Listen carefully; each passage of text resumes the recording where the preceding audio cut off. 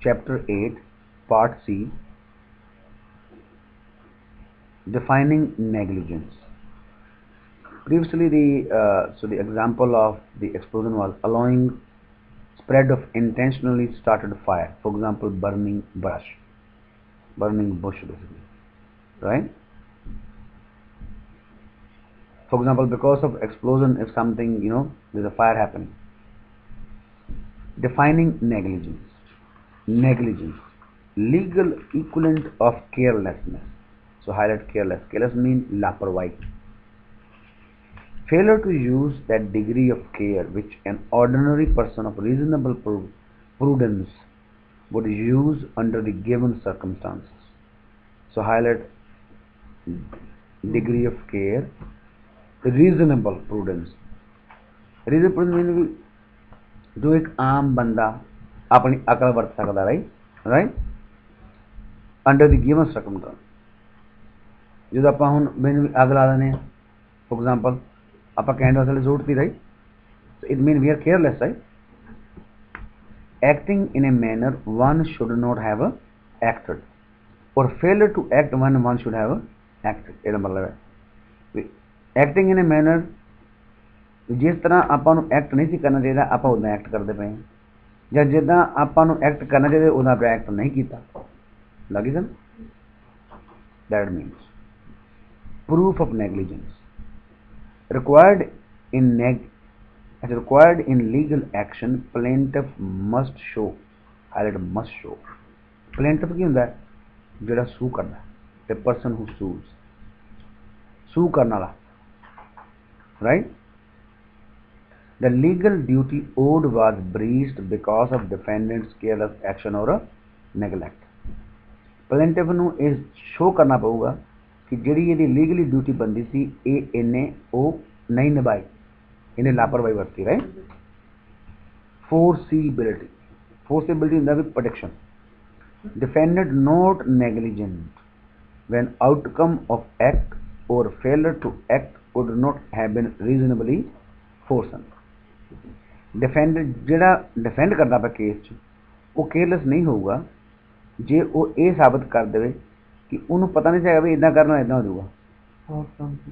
Outcome ਹੁੰਦਾ ਵੀ ਨਤੀਜਾ, ਵੀ ਇਸ ਕੰਮ ਦਾ ਨਤੀਜਾ could not have been reasonably foreseen, ਵੀ ਉਹਨੂੰ ਉਹ ਰੀਜ਼ਨੇਬਲੀ ਦੇਖ ਨਹੀਂ ਸਕਿਆ, ਫੋਰਸੀ ਨਹੀਂ ਕਰ ਸਕਿਆ, ਭਵਿੱਖਬਾਣੀ ਨਹੀਂ ਕਰ ਸਕਿਆ, ਰਾਈਟ. ਉਹਨੂੰ ਕਹਿੰਦੇ foreseeability, ਰਾਈਟ. ਭਵਿੱਖ ਵਿੱਚ ਨਾ ਦੇ ਸਕਣਾ, right. Important legal precedents. Ownership of property.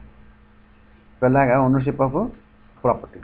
Common law determines standard of duty of care of owners and occupier based on the purpose for which people enter the highlight purpose.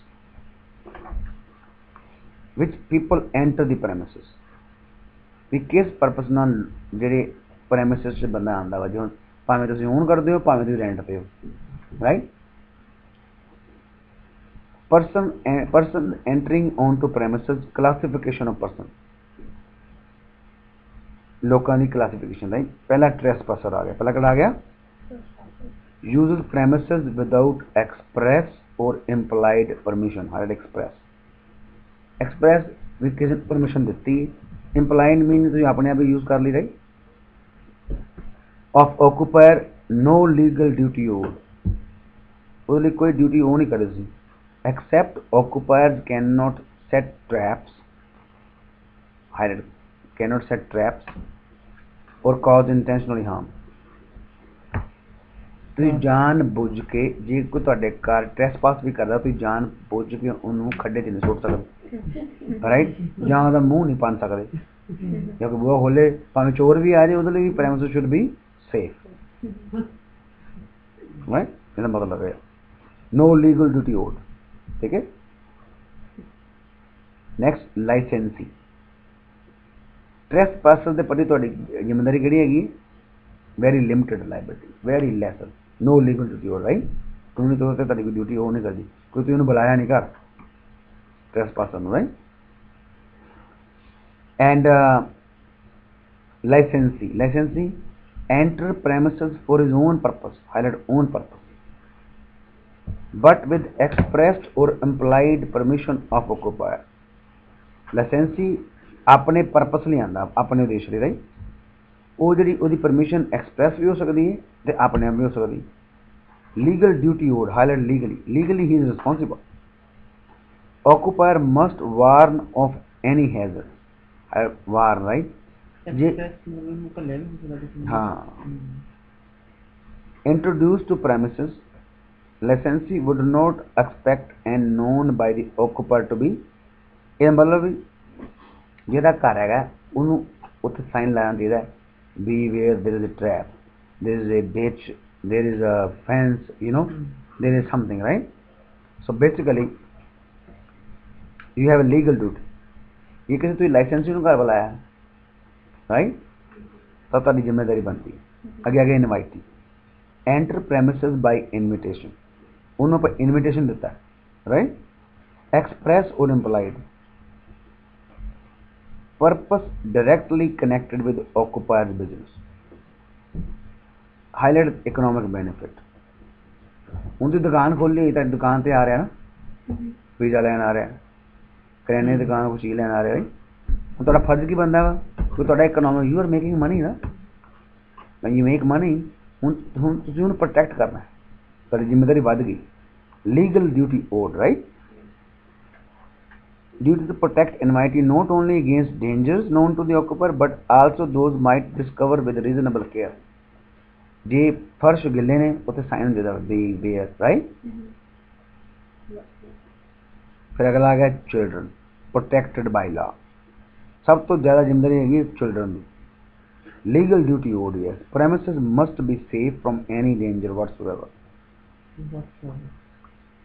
ਸਭ ਤੋਂ ਜ਼ਿਆਦਾ duty ਕਿਹਦੇ ਪ੍ਰਤੀ ਬਣਦੀ ਹੈ, ਬੱਚਿਆਂ ਪ੍ਰਤੀ। ਫਿਰ ਕਿਹਦੇ ਪ੍ਰਤੀ ਬਣਦੀ ਹੈ, ਇਨਵਾਈਟੀ। ਫਿਰ ਕਿਹਦੇ ਪ੍ਰਤੀ ਬਣਦੀ ਹੈ, ਲਾਇਸੈਂਸੀ। ਸਭ ਤੋਂ ਨੋ ਡਿਊਟੀ ਕਿਹਦੇ ਪ੍ਰਤੀ, ਟ੍ਰੈਸਪਾਸ, ਠੀਕ ਹੈ। person outside the premises, legal duty owed, responsibility to neighbors and passerby related to actual use of premises and maintenance of building, brick falling of building। ਜੇ ਤੁਹਾਡੀ ਕੰਧ ਤੋਂ ਥੱਲੇ ਡਿੱਗ ਪਈ, ਤੁਹਾਡੀ ਜ਼ਿੰਮੇਵਾਰੀ ਬਣਦੀ ਕੰਧ ਨੂੰ ਮੇਨਟੇਨ ਕਰਨਾ, right. Now you understood, right. ਕਿਹਦੇ ਪ੍ਰਤੀ ਜ਼ਿੰਮੇਵਾਰੀ ਨਹੀਂ ਬਣਦੀ, ਟ੍ਰੈਸਪਾਸ ਪ੍ਰਤੀ। ਕਿ ਉਹਨੂੰ ਆਪਾਂ ਕੁੱਟ ਸਕਦੇ ਹਾਂ, ਨਹੀਂ। ਸਭ ਤੋਂ ਜ਼ਿਆਦਾ ਕਿਹਦੇ ਪ੍ਰਤੀ ਬਣਦੀ ਹੈ, ਚਿਲਡਰਨ ਪ੍ਰਤੀ। ਉਸ ਤੋਂ ਬਾਅਦ ਇਨਵਾਈਟੀ, ਫਿਰ ਲਾਇਸੈਂਸੀ, ਰਾਈਟ।